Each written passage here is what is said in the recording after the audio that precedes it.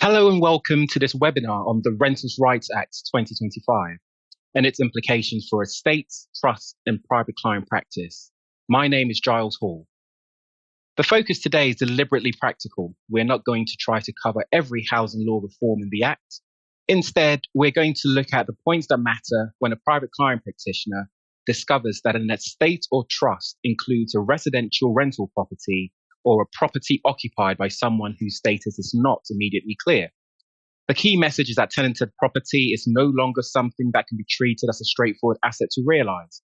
It may be an income producing asset, but it is also a regulated relationship.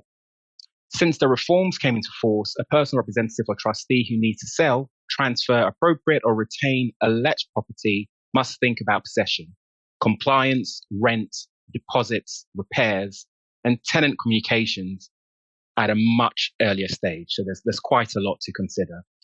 I will use the phrase involuntary landlord several times, and this captures the problem well. Executors, administrators, and trustees may not have chosen to be landlords, but for a period of time, they may have to act as landlords, and they can expose the estate or trust to real risk if that role is not managed properly. So we'll start with the aims and learning outcomes. So by the end of this session, you should be able to identify the Renters' Rights Act issues that most commonly arise in estates and trusts. You should also be able to explain to clients and beneficiaries why vacant possession may take much longer than they expect. We will look at the executor and trustee compliance burden, because that is where many practical risks arise.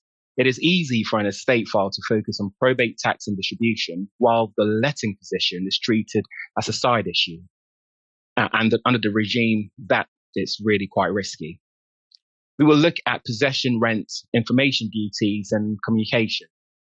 Those points all interact. For example, if the estate wants to sell, the possession routes may depend not only on the intention to sell, but also on whether the correct landlord information has been provided.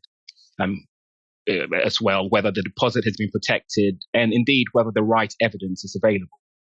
Finally, we'll finish with practical checklists that will help deal with these matters in a logical way.